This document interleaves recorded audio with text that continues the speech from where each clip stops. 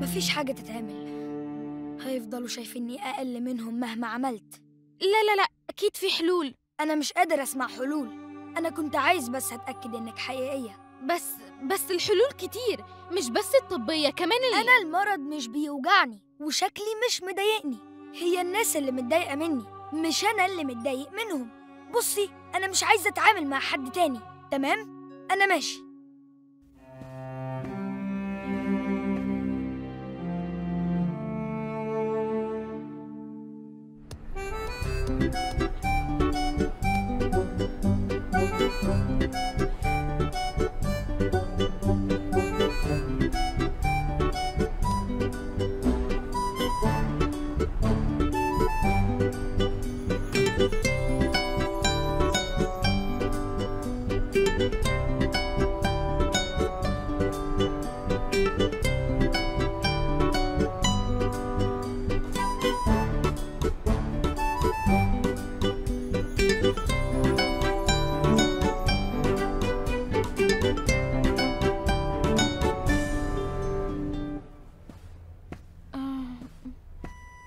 كنت بنادي عليكي من شوية، انتي ما ردتيش عليا ليه؟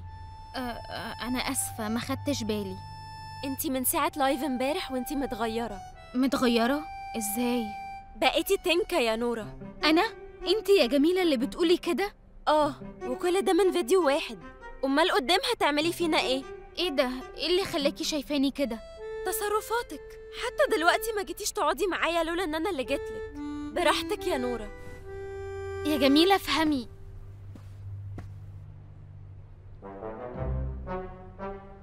نور، هي السندوتشات دي بتقول ايه؟ طب وما اشتريتش من الكانتين ليه؟ ها؟ حرموك من المصروف.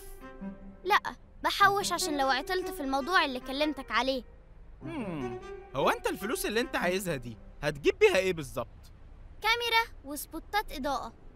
طيب حلوة قوي. هات لي سندوتش بطاطس وبعد المدرسة هقابلك عند النادي أخلص لك القصة دي كلها.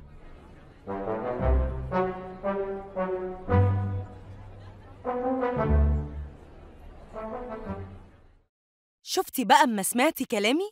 بقيتي تعرفي تفيدي نفسك قبل الناس.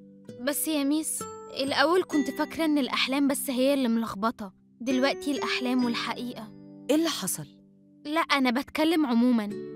رتبي أفكارك واسألي دايماً، واستشيري اللي حواليكي عشان تستفيدي، وما تخافيش من حاجة وما تتكسفيش من حد، ولو احتاجتي تحكي أي حاجة أنا موجودة في أي وقت يا نورة. حاضر يا ميس رضوى. على فكرة، خلال أيام هنعمل الأوبن داي. بجد؟ طبعاً.